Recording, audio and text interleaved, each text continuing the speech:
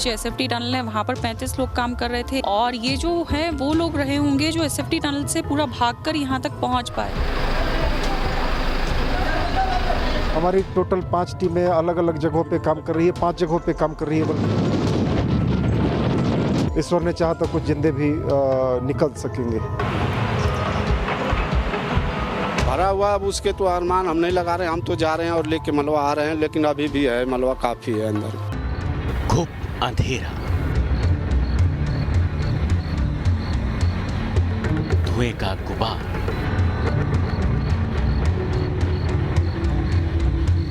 मलबों का अंपार और रिश्ते पानी का खतरा।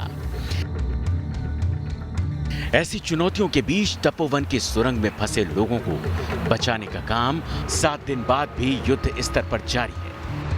बेशुमार चुनौतियों के बावजूद रेस्क्यू टीम का हौसला बरकरार है और मौत की सुरंग में जिंदगियों की तलाश जारी है। लेकिन बीत रहे वक्त का हर एक लम्हा सुरंग में फंसी जिंदगियों पर भारी पड़ता नजर आ रहा है। निश्चित रूप से हमने, जैसा कि आपने देखा होगा, साइट पे जाके चप्पे चप्पे को हमारे लोगों ने मशीन की मदद से छान लिया है और जो पॉकेट जहां पे अभी हमने सर्च करते हुए 6 डेड बॉडी रिकवर की है, वहां पे एक शेल्टर टाइप का था। जो यहाँ प्रोजेक्ट के इंचार्ज हैं, उन्होंने भी यही संभावना व्यक्त की है कि यहाँ पे ज़्यादा से ज़्यादा संख्या में लोगों के होने की संभावना है, क्योंकि बचने के लिए उस शेल्टर के अंदर लोगों ने शरण ली है। देखिए, इसमें अभी भी कुछ भी कहना जो है एक स्पेकुलेशन ही होगा, क्योंकि शुरू में काम बहुत स्पीड से चल रहा था, क्योंकि मलबा सॉलिड था। उसके बाद वो इतना लिक्विड ही है कि हम कुछ इतना लिक्विड भी नहीं है कि हम उसको वैक्यूम से या किसी चीज़ से उसको निकाल सकें, और इतना हार्ड भी नहीं है कि जेसीबी से बहुत स्पीड से काम हो सके। उत्तराखंड में मची तबाही को 1 हफ्ता पूरा हो चुका है। पिछले रविवार से ही रेस्क्यू ऑपरेशन लगातार जारी है। 520 मेगावाट की एनटीपीसी की तपोवन विष्णुघाट पावर प्रोजेक्ट की सुरंग में फंसे लोगों को बचाने के लिए पिछले 1 हफ्ते से सेना, एनडीआरएफ, एसडीआरएफ और आईटीबीपी का ज्वाइंट रेस्क्यू ऑपरेशन युद्ध स्तर पर चल रहा है और इस रेस्क्यू ऑपरेशन में चमत्कार का इंतजार है।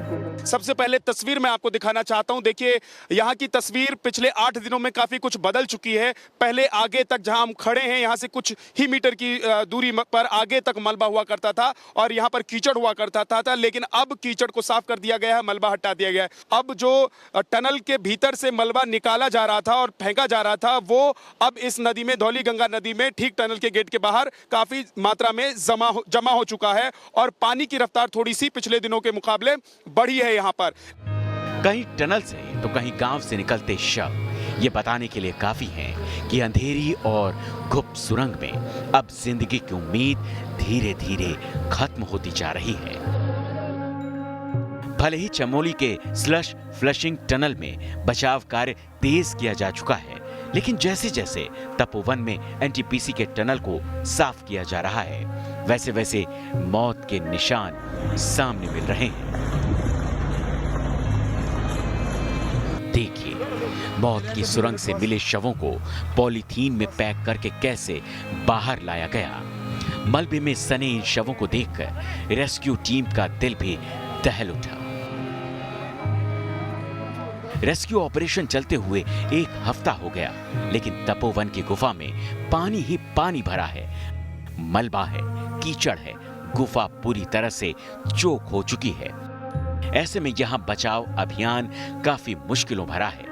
कि अंदर टनल में काफी लाखों मेट्रिक टन मलबा भरा हुआ है, उसी को क्लीन, वहाँ पे काम करने की लिमिटेशन है, टनल है, तो वही एक लिमिटेशन हमें मुश्किल थोड़ी सी आई है।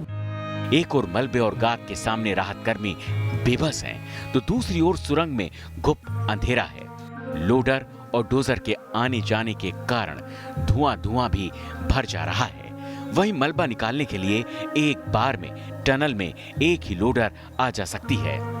हाँ सर, थोड़ा कीचड़ है, अंदर से अंदर प्रेस किया हुआ तो पानी है, कीचड़ है, उससे थोड़ा हम लोग को जाने में आने में थोड़ी दिक्कत होती है, लेकिन देखते हुए हम लोग कोशिश करते हैं कि जल्द से जल्द इसको साफ करें। अंदर धुआं भी होता है मशीन का? जी धुआं होता है, लेकिन फिर भी हम लोग धुआं से नहीं डरते हैं, काम करते हैं सर। आपकी कितनी टीमें और कितने लोडर मशीन जो है अभी तक इस्तेमाल किए गए हैं? अभी तक 8-10 मशीनें लगी हुई हैं, जो जिसको सेवा मिल रहा है जो करने के लिए तैनात है। लेकिन एक बार में कितनी मशीनें चल रही हैं?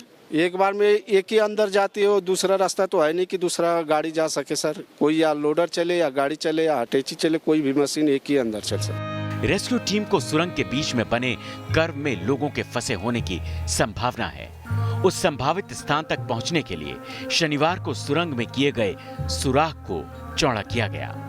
सुरंग में 300 mm चौड़ा होल करने के बाद होल के अंदर गाद बाहर निकालने के लिए पाइप और कैमरा डाला गया, लेकिन रेस्क्यू टीम को उम्मीद के मुताबिक कामयाबी नहीं मिली, क्योंकि टनल के निचले हिस्से में पूरी तरह मलबा और पानी भरा था। देखिए, जो कैमरा की बात है वही है जो नीचे एसएफटी टनल है। इस एक पॉइंट पर 72 मीटर्स पर बताया जा रहा था कि नीचे एक टनल है जहां पर काम कर रहे थे, तो उसी में हम ड्रिल कर रहे थे। 2-3 दिन से प्रयास चल रहा था और उसके अंदर प्रोब्स वगैरह जाने का नीचे जगह ही नहीं थी। पूरा का पूरा नीचे मलबा भरा हुआ है, 1 फुट पानी है एक कॉलम और उसके नीचे सारा मलबा है, तो उसके नीचे कोई इक्विपमेंट जाने की पॉसिबिलिटी नहीं थी। तो हमें पुराने तरीके से ही आगे टनल को जेसीबी से, एक्सकेवेटर से क्लियर करना पड़ेगा। जो लोग 8 दिन से एक अंधेरी टनल के अंदर फंसे हैं, वो कई चुनौतियों से जूझ रहे होंगे। टनल पूरी पानी और गाद से भरी है। ऐसे में हाइपोथर्मिया यानी शरीर के तापमान के कम होने का बहुत बड़ा खतरा है। तो दूसरी तरफ सांस लेने के लिए ऑक्सीजन की कमी से भी परेशान हो रहे होंगे। सबसे बड़ा डर एक है कि वहाँ पे हाइपोथर्मिया एक कंडीशन है जहाँ आपका कोर बॉडी टेम्परेचर जो है 95 डिग्री फ़ारेनहाइट से कम हो जाता है, तो इसकी संभावना बहुत ज्यादा है। हाइपोथर्मिया के साथ साथ हाइपोक्सीमिया या जो ऑक्सीजन की कमी भी मजदूरों को परेशान कर सकती है। टनल के अंदर फंसे लोगों का क्या हाल है, ये कोई ठीक नहीं बता सकता, लेकिन हालात बयां कर रहे हैं कि उम्मीद कम होती जा रही है। 8 दिन से टनल के अंदर फंसे लोगों का सर्वाइवल दरअसल इस बात पर निर्भर करता है कि जो फंसा है वो मानसिक तौर पर कितना मजबूत है। हालांकि जिंदगी बचाने की जद्दोजहद में उम्मीदें भी कम नहीं हुई हैं। रेस्क्यू साइट पर एक हेलीकॉप्टर और मेडिकल टीम भी तैयार है, जिससे अगर सुरंग से कोई व्यक्ति जिंदा मिले तो उसे तत्काल मेडिकल सुविधा उपलब्ध कराई जा सके। अगर कोई पॉसिबिलिटी 1% भी बनती है लाइव रिकवरी की, तो उसके लिए भी हम लोगों की पूरी तैयारी हो चुकी है और एम्बुलेंसेस वगैरह भी रख चुके हैं और हेलीकॉप्टर को भी स्टैंड बाई में रखने के लिए कह दिया गया है।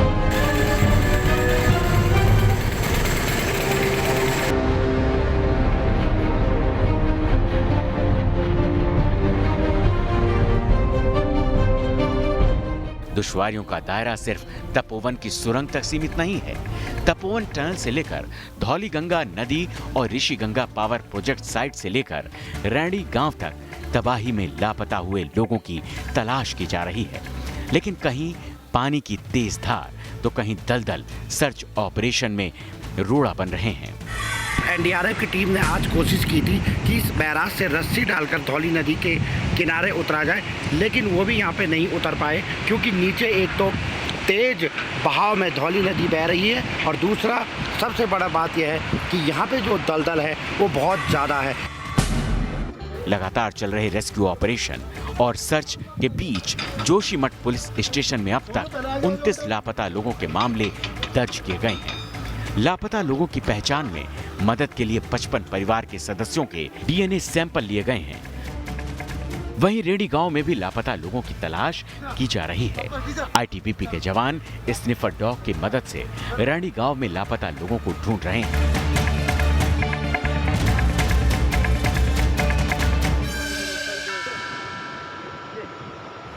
लापता लोगों की तलाश में हिमाचल प्रदेश से आए अधिकारी भी तपोवन टनल के पास मौजूद दिखे।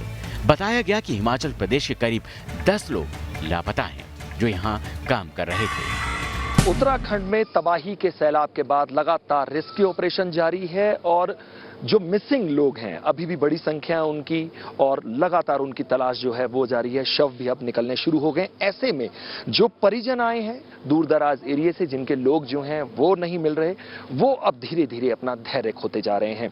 ऐसे में हिमाचल की ओर से एक पहल जरूर यहां दिखाई देती है, जहां से खुद एसडीएम पांवटा साहिब के LR वर्मा यहां पर मौजूद है। बाकायदा हाथ में लिस्ट लेकर आए कि कितने लोग उनके राज्य के मिसिंग हैं। मेरे पास जो लिस्ट यहाँ DDA में उत्तराखंड डिस्ट्रिक्ट चमोली से मिली है, 10 लोगों की सूची मिली है। इन 10 लोगों को हमने वेरीफाई भी करा दिया है। तो क्या कुछ जानकारी आपको मिल पाई? मिसिंग है अभी या कुछ मिली डेड बॉडी? अभी तक कोई डेड बॉडी नहीं मिली है, प्रयास जारी है। एक तरफ तपोवन की सुरंग में फंसे लोगों की जान बचाने की मुहिम जारी है, तो दूसरी ओर मौसम पर भी नजरें टिकी हैं, जो रेस्क्यू ऑपरेशन के लिए विलेन साबित हो सकता है, क्योंकि मौसम विभाग ने उत्तराखंड के पहाड़ों पर बारिश और बर्फबारी की चेतावनी जारी कर दी है। तपोवन क्षेत्र में मौसम रेस्क्यू कार्यों में बाधा बन सकता है। अगर आप ठीक सामने देखेंगे तो किस तरह से जो बादल हैं वो अब लगातार नज़र आने लगे हैं। मौसम विभाग ने भी ये कहा है कि 14 से 17 फरवरी तक इस पूरे चमोली जनपद में हल्की से मध्यम वर्षा हो सकती है और कई जगह हिमपात भी हो सकता है। अगर चारों ओर पूरे आप देखेंगे पहाड़ों में आपको घने बादल नजर आ रहे हैं। मौसम का एक निश्चित रूप से, चूंकि ओपन में काम करना है, यदि बारिश होती है तो बाधित होगी। रात दिन काम करने के लिए हम हमेशा तैयार होते हैं। रेन प्रोटेक्शन भी हमारे पास है, लेकिन यदि मशीनें काम नहीं कर पाती है, यदि हम सही तरीके से नहीं कर पाएंगे, थोड़ा सा विश्राम जरूर लेंगे, लेकिन रुकेंगे नहीं। ऋषिगंगा पावर प्रोजेक्ट के पास एक वाटर पंप की टिक टिक भी सुनाई दे रही है। एक बार फिर रेडी गांव के ऊपर एक झील बन गई है। आशंका जताई जा रही है कि ये झील भी वाटर पंप की शक्ल अख्तियार कर सकती है। लेकिन राहत की बात यह है कि इस झील में पानी का डिस्चार्ज शुरू हो चुका है और एक बड़ा खतरा टल गया है। ऋषिगंगा के ऊपरी क्षेत्र में बन रही झील को लेकर खतरा फिलहाल टल चुका है। ITBP की टीम भी हवाई सर्वे में गई थी और उसने कहा था कि एक झील नजर आ रही है जो भविष्य में खतरा हो सकती है। SDRF के कमांडेंट नवनीत भुल्लर और उनकी 8 सदस्यों की टीम ने 14 घंटे में ये दूरी तय करी। पहाड़ी सफर को तय करके वो लोग 14,000 फीट पर पहुंचे और वहां जाकर उन्होंने इस झील के बारे में बताया कि आखिरकार इस झील से जितना खतरा कहा जा रहा है फिलहाल उतना खतरा नहीं है और झील से पानी का रिसाव भी हो रहा है। शनिवार को उत्तराखंड की आपदा प्रबंधन एक टीम इस झील का मुआयना करने पहुंची थी। इस टीम ने बताया कि झील से पानी लगातार बह रहा है। ऐसे में वहां पानी जमा होने और उससे खतरे की बात फिलहाल नहीं कही जा सकती। ये सामने ये लेक दिख रही है, दिखा दो प्रतीक। जो सामने की विड्थ है लगभग 50 मीटर नजर आ रही है। सामने की विड्थ, ये वाली विड्थ 50 मीटर और अभी हमें करीब 200 मीटर तक दिख रहा है, लेकिन उसके आगे टर्न है, राइट को टर्न है, तो वो चीज यहाँ से नहीं दिख पा रही लोकेशन से। और ये देखिए उस किनारे से डिस्चार्ज हो रहा है, ये बीच में से ये डिस्चार्ज हो रहा है और डिस्चार्ज ठीक ठाक डिस्चार्ज हो रहा है। झील का पानी साफ सुथरा है, जो राहत की बात हो सकती है, लेकिन हर कोई अलर्ट पर है, क्योंकि एक हफ्ते पहले आई तबाही के सैलाब का वो खौफनाक मंजर भूले नहीं भूलता। जब पानी का सैलाब आया तो वक्त का हर लम्हा जिंदगी पर भारी था।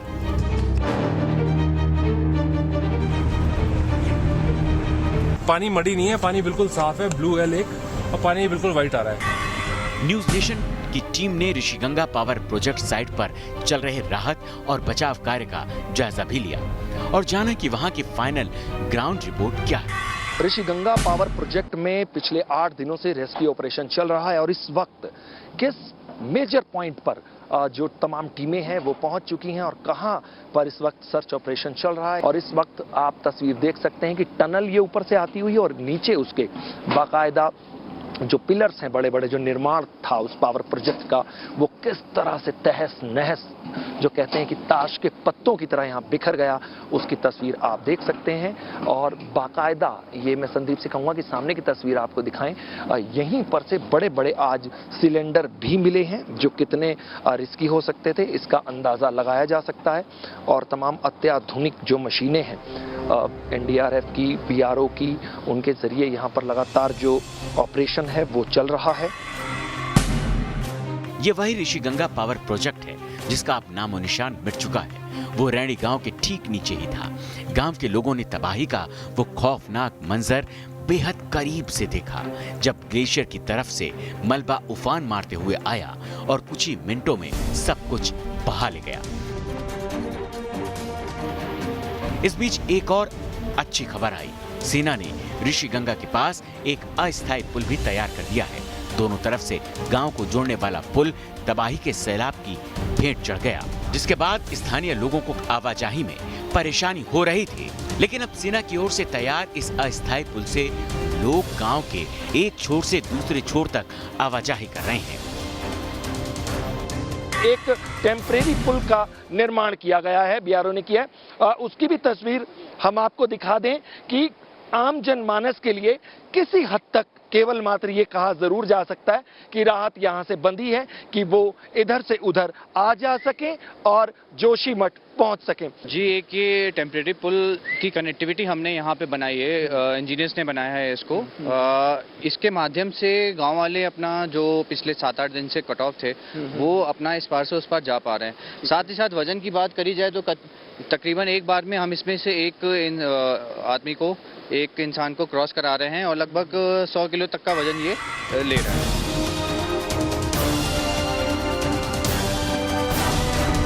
फिलहाल चमोली में तबाही के बाद युद्ध स्तर पर चलाए जा रहे रेस्क्यू ऑपरेशन में सबसे बड़ी जंग वक्त के साथ है, जो तेजी से गुजरता जा रहा है और वक्त के हर बीतते लम्हे के साथ सुरंग में फंसे लोगों के जिंदा होने की उम्मीदें कम होती जा रही हैं।